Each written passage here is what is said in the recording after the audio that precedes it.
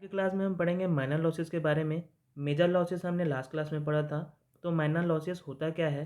These are the losses which occur due to change in the magnitude और direction of velocity of the flowing fluid. जो pipe में fluid का flowing हो रहा है उसके वेलोसिटी में चेंज होने के कारण जो एनर्जी का लॉस होगा वो हमारा क्या रहेगा? माइनर लॉस होगा। किस कारण से होता है ये? Change of velocity of the following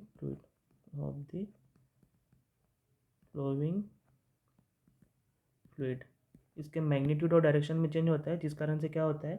minor losses होता है। The another type of head loss is minor loss is induced due to following reason. सबसे पहला कारण है इसका loss due to sudden enlargement. तो यहाँ पे जो हेड लॉस रहेगा, हेड लॉस यहाँ पे हम बोल देते हैं HL है। तो जब पाइप में सडन इलार्जमेंट होगा, यहाँ पे देख रहे हैं यहाँ पे का एरिया A1 है और यहाँ पे का एरिया A2 है। यहाँ पे देख रहे हैं velocity V1, velocity V2। Area कम था, अचानक से एरिया इसका क्या हो जाता है? बढ़ जाता है, मतलब इनलार्ज हो जाता है। तो यहाँ पे जो लॉस होगा पाइप में, इस इनलार्जमेंट के कारण जो लॉस होगा वो होगा HL equal to V1 minus V2 का स्क्वायर अपॉन 2G। ये सब फॉर्मूला हमको याद रखना है। ये किसके कारण से हुआ है? Head loss due to sudden enlargement. Second जो है loss due to sudden contraction. Sudden contraction मतलब क्या है? जो पाइप का एरिया है वो सडनली क्या हो जाएगा? कम हो जाएगा। जैसे कि यहाँ पे का एरिया A1 है, यहाँ पे का एरिया AC, यहाँ पे का एरिया A2 है। इसको हम लोग बोलेंगे वीना कॉन्ट्रैक्टा, जिसको हमने हाइड्रोलिक कोफिशिएंट में पढ़ा था। तो जो एरिया AC अपॉन A2 जो रहता है उसको हम लोग क्या बोलते हैं? कोफिशिएंट ऑफ कॉन्ट्रैक्शन बोलते हैं। ये भी हमने पढ़ा था। तो यहाँ पे क्या आ रहा है? सडन कॉन्ट्रैक्शन के कारण जो पाइप में लॉस आ रहा है उसका वैल्यू क्या है? ये HL equal to VC minus V2 पूरे का स्क्वायर अपॉन 2G। इसको एरिया के फॉर्म में लिखते हैं तो यह आता है A2 अपॉन AC माइनस 1 पूरे का square into V2 square upon 2G। तो हमारे पास कोफिशिएंट ऑफ कॉन्ट्रैक्शन है CC equal to AC upon A2। तो इसको कोफिशिएंट CC के फॉर्म में लिखते हैं तो यह आएगा 1 अपॉन CC माइनस 1 पूरे का square into V2 square upon 2G। Generally इसका वैल्यू क्या आता है सडन कॉन्ट्रैक्शन के केस में? HL head loss equal to 0.5 V2 square upon 2G। तो जब भी पाइप में सडन कॉन्ट्रैक्शन होगा हेड लॉस का वैल्यू क्या रहेगा? 0.5 V2 स्क्वायर अपॉन 2G। तीसरा लॉस है हमारे पास इंट्रेंस पे। इंट्रेंस पे कितना लॉस होता है? तो यहाँ पे हमारे पास चार टाइप के एजेस दिख रहे हैं। शार्प एज, ये होता है sharp edge. Well rounded, well round के फॉर्म में होता है। स्लाइटली राउंडेड, थोड़ा सा बस राउंड रहेगा। और एक होता है रिट्रेंट राउंडेड, जिसमें ये इस टाइप से रहता है अरेंजमेंट।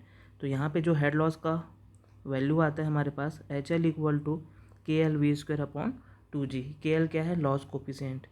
जनरली KL का वैल्यू शार्प एज के लिए होता है 0.5, वेल राउंडेड के लिए होता है 0.04, रिट्रेंट के लिए होता है 0.8 और स्लाइटली राउंडेड के लिए होता है 0.2। हमको क्वेश्चन में जब भी इंट्रेंस लॉस बोलेगा तो हमको क्या लेना है? KL का वैल्यू लेना है 0.5, मतलब शार्प एज के लिए। तो यहाँ पे हमारा हेड लॉस का फॉर्मूला क्या हो जाएगा? 0.5 V square upon 2G। Loss at the entrance, ये पाइप का एंट्री है, इंट्रेंस है जहाँ पे लॉस हो रहा है। इसके बाद हमारे पास लॉस आता है लॉस एट द एग्जिट।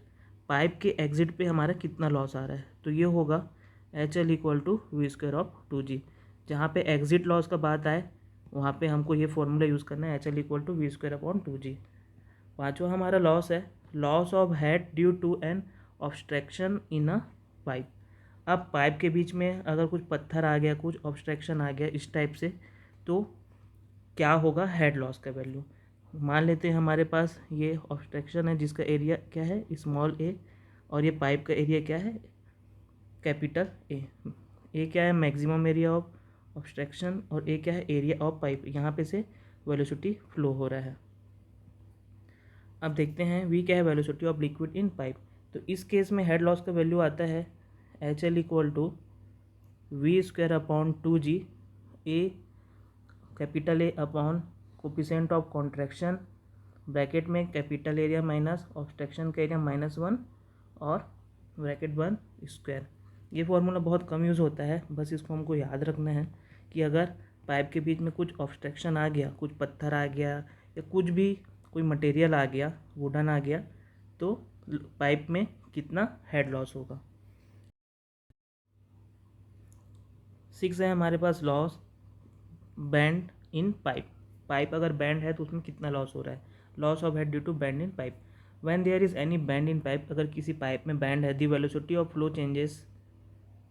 ये देखते हैं, ये पाइप यहाँ पे से बैंड है, बैंड होने के क्या होता है, इसके कारण वेलोसिटी में चेंज हो जाता है। वेलोसिटी में चेंज होने के कारण फ्लो में क्या आता है, सेपरेशन आता है।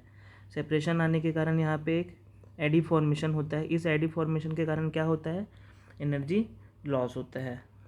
Velocity of flow changes due to which the separation of flow from the boundary, also formation of eddies take place. जो अभी मैंने बताया, यहाँ पे फ्लो में सेपरेशन आ जाएगा और एडी फॉर्मेशन होगा जिसके कारण लॉसेस होगा। शार्प बैंड के कारण सेपरेशन होता है, और ये एडी जो बन रहा है, एडी फॉर्मेशन, वो क्या रहता है, टर्बुलेंस रहता है। इसके कारण क्या आता है, फ्लो रेजिस्टेंस होता है। The turbulence in the separation zone causes flow resistance. उसके बाद क्या है, greater radius of band reduces flow resistance. जितना रेडियस बैंड का रहेगा, ग्रेटर रेडियस रहेगा बैंड का, तो फ्लो रेजिस्टेंस उतना क्या रहेगा, कम होगा। फ्लो रेजिस्टेंस को क्या करेगा, कम करेगा। यहाँ पे हमारे पास हेड लॉस का फॉर्मूला है HL equal to K v square upon two जी। के क्या है यहाँ पे, कोफिशिएंट ऑफ बैंड है। ये किस पे डिपेंड करता है, ये एंगल ऑफ बैंड पे, रेडियस ऑफ कर्वेचर पे और डायमीटर ऑफ पाइप पे डिपेंड करता है। इसके बाद है हमारे पास loss of head in various pipe fitting. Pipe fitting में भी कुछ लॉसेस होते हैं। ये लॉसेस को हम कैसे निकालते हैं, HL equal to K v square upon 2G से। The loss of head in various pipe fitting such as valve fitting, coupling etc। तो जब भी हम लोग वॉल्व, कपलिंग ये सब फिट करेंगे तो फिटिंग के कारण कुछ वहाँ पे लॉसेस होगा, एनर्जी लॉसेस। तो उस लॉस को हम लोग कैसे निकालेंगे, HL equal to K v square upon 2G से। मेरे ख्याल से हमको लॉसेस के बारे में समझ आ गया है। मेजर लॉसेस भी पढ़ चुके थे, आज के क्लास में हमने माइनर लॉसेस भी पढ़ लिया। इसमें अगर कुछ भी डाउट है तो आप पूछ सकते हैं। Okay, thank you.